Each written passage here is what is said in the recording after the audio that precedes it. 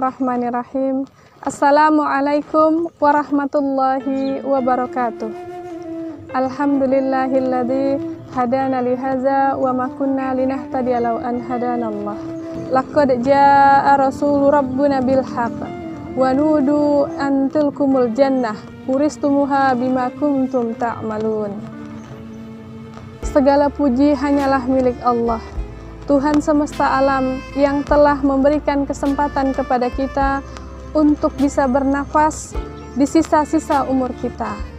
Yang tinggal sedikit ini, kita tidak pernah tahu apakah kita bisa menyelesaikan Ramadan kali ini dengan baik. Apakah kita masih bisa bertemu dengan Ramadan yang akan datang? Ataukah ini adalah Ramadan yang terakhir untuk kita? Maka kesyukuran yang luar biasa kita panjatkan kehadiran Allah Subhanahu wa Ta'ala atas kesempatan yang telah diberikan untuk bertemu dengan bulan yang penuh dengan kemuliaan, bulan yang istimewa. Salawat dan salam semoga selalu tercurah dan terlimpah kepada baginda Rasulullah Sallallahu Alaihi Wasallam yang pertemuan dengannya kita rindukan, yang syafaatnya selalu kita harapkan. Di saat harta, tahta, dan kuasa tidak lagi mampu memberikan pertolongan kepada kita di akhirat, kecuali syafaat dari beliau. Ayah, bunda, ananda, dan kaum muslimin rahimakumullah. Pada kesempatan kali ini, kita akan membahas tentang Ramadan dan momentum perubahan. Perubahan adalah sunatullah. Ketika kita mengamati bagaimana bumi mengelilingi matahari, sehingga terjadilah perubahan siang dan malam, dan begitu pun sebaliknya, malam menjadi siang. Di dalam tubuh kita ada triliunan sel. Di dalam penelitian kurang lebih 432 sel-sel mati yang digantikan atau dirubah menjadi sel-sel baru, sehingga kita bisa tetap menikmati kehidupan. Maka perubahan adalah sebuah keniscayaan. Karena ketika tidak ada perubahan, bisa dikatakan kita akan berhenti atau mati. Oleh karena itu, bagaimanakah kemudian agar Ramadan ini bisa dijadikan sebagai momentum perubahan? Tentunya adalah perubahan ke arah yang lebih baik. Ramadan yang satu dengan Ramadan yang lain yang telah kita lewati tahun demi tahun di sisa-sisa umur kita. Timbul pertanyaan, apakah Ramadan yang telah kita lewati ini telah memberikan perubahan yang signifikan di dalam diri kita? Ketika tidak ada perubahan, maka timbul pertanyaan selanjutnya, apakah ibadah di bulan Ramadan ini telah diterima oleh Allah Subhanahu wa Ta'ala? Wallahu a'lam bishawab. Ada beberapa hal yang harus kita perhatikan agar Ramadan ini bisa menjadi momentum perubahan. Yang pertama adalah, mari perkuat pondasi keimanan.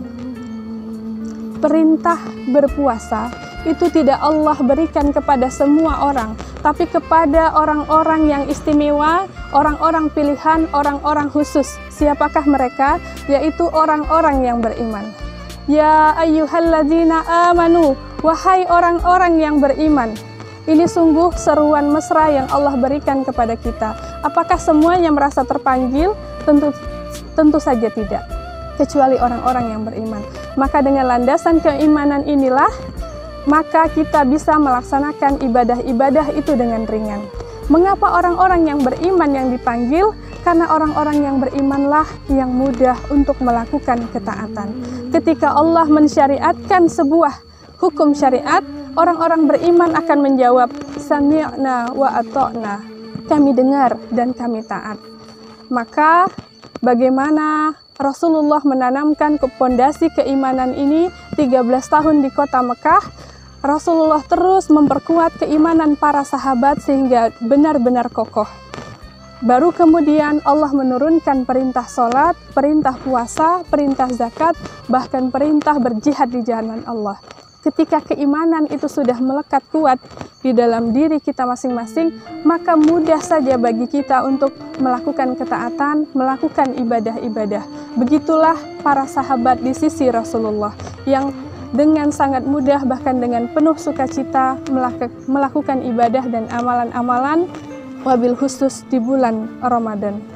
Maka dengan keimanan ini jugalah kita bisa mengisi hari-hari kita di bulan Ramadan dengan ibadah-ibadah terbaik kita.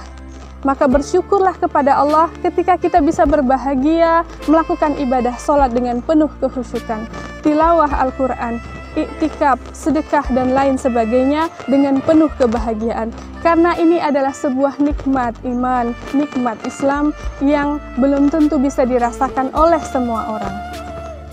Kemudian yang kedua adalah terus menambah ilmu dan mengkaji ilmu tentang ibadah Ramadan.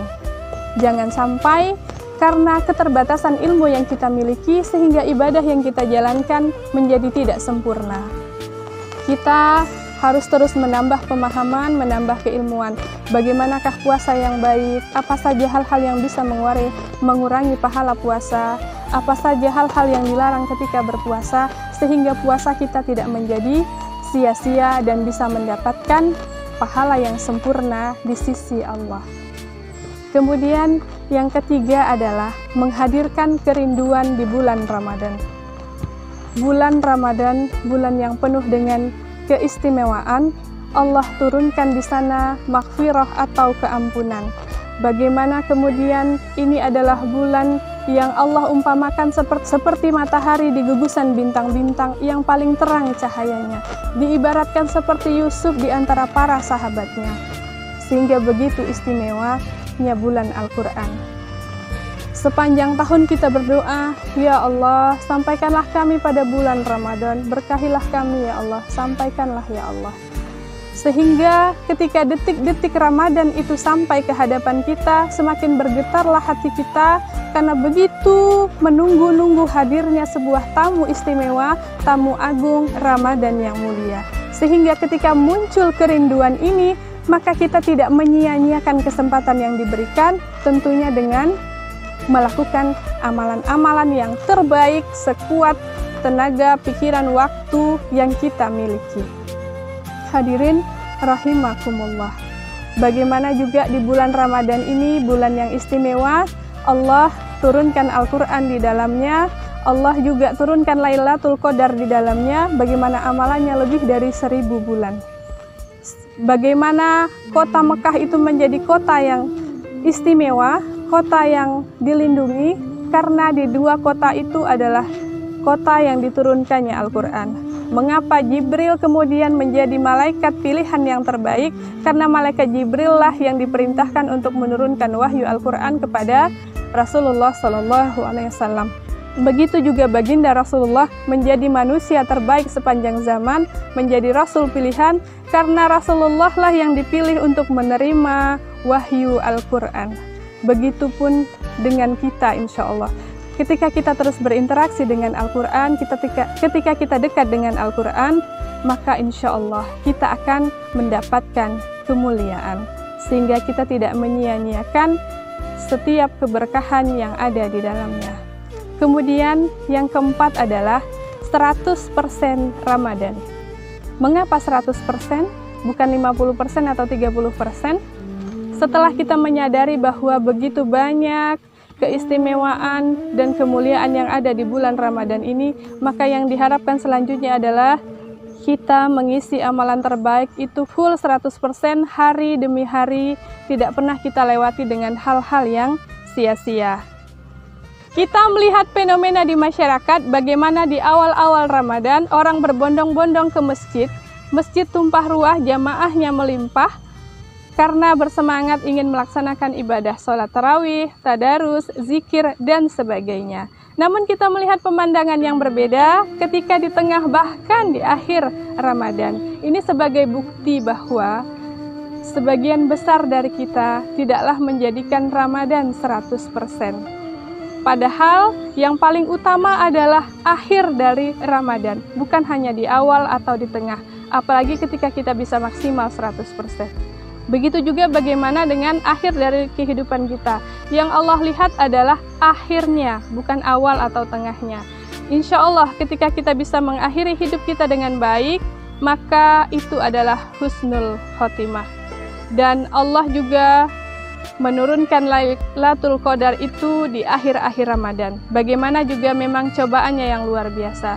Tapi dengan kesadaran kita bahwa pemahaman kita tidak ada satupun yang harus kita sia-siakan dari hari-hari Ramadan. Insya Allah kita bertekad untuk mengisi bulan-bulan Ramadan dari awal hingga akhir penuh dengan amalan-amalan yang terbaik.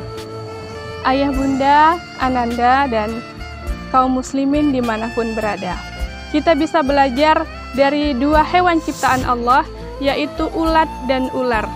Mereka sama-sama binatang yang berjalan dengan merayap dan juga melakukan puasa. Hewan yang pertama, ular, melakukan puasa untuk merubah sisik kulitnya dan agar bisa bertahan hidup. Tapi bagaimanakah perubahan yang dilakukan oleh ular ketika sebelum puasa dan setelah berpuasa? Bentuknya sama, dia adalah hewan yang memiliki bisa yang berbahaya, warnanya sama, sisiknya sama, makanannya sama, tidak ada satupun perubahan yang dialami oleh ular tersebut. Hewan kedua yaitu ulat. Ulat adalah binatang yang menjijikkan, bahkan menyebabkan gatal-gatal, dan dia merusak tanaman karena memakan daun-daunan. Ulat melakukan puasa, melakukan metamorfosis. Bagaimana setelah menjadi ulat, kemudian kepompong. Di saat menjadi kepompong inilah ulat berpuasa. Dalam waktu-waktu tertentu, ketika sampai pada waktunya, dia berubah menjadi hewan baru yang indah luar biasa yang kita kenal dengan sebutan kupu-kupu setelah melakukan puasa. Bentuknya berbeda, makanannya berbeda, kemudian juga aktivitasnya berbeda. Kalau sebelumnya dia menjadi hewan yang menjijikkan, maka dia berubah menjadi hewan yang cantik dan disukai. Kalau sebelumnya dia memakan daun-daunan, maka setelah dia berpuasa, dia memakan makanan yang terbaik, yaitu sari-sari dari bunga-bunga madu yang dia hisap. Aktivitasnya juga berbeda. Kalau tadinya dia menghancurkan tanaman, kemudian dia bisa melakukan penyerbukan, membantu penyerbukan tanaman sehingga tanaman tersebut bisa berbuah. Jadi luar biasa efek puasa yang dijalani oleh ulat. Maka kita bisa belajar dari hewan ini bagaimana puasa pun bisa merubah pribadi kita, diri kita untuk menjadi lebih baik. Alangkah sayangnya jika Ramadan, ibadah puasa yang kita lalui, yang kita lewati, namun kemudian ampunan dan maghfirah dari Allah tidak kita dapatkan. Atau kemudian kita tidak menjadi pribadi yang lebih baik atau menjadi orang yang bertakwa, bagaimana tujuan ibadah puasa itu Allah turunkan. Doa kita bersama, semoga puasa ini bisa menjadikan kita menjadi lebih baik. Diri kita, anak-anak kita, keturunan kita, keluarga kita, bahkan bangsa kita bisa berubah menjadi lebih baik. Dan masyarakat umat muslim dunia juga bisa menjadi lebih baik dengan puasa yang kita lakukan. Allah berfirman dalam surat Ar-Ra'd ayat 11, Innallaha la yughayyiru ma biqaumin hatta yughayyiru ma bi anfusihim. Sesungguhnya Allah tidak akan merubah suatu kaum sebelum kaum itu sendiri merubah nasibnya. Maka sesungguhnya perubahan itu adalah sebuah pilihan. Melakukan perbaikan itu adalah sebuah pilihan, bukan takdir dari Allah. Maka pilihan ada di tangan kita.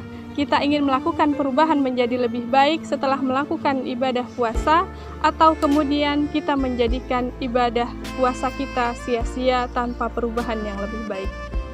Mudah-mudahan apa yang disampaikan dapat bermanfaat buat kita semua. Segala kehilafan itu dari saya pribadi, dan adapun kebaikan itu adalah murni dari Allah.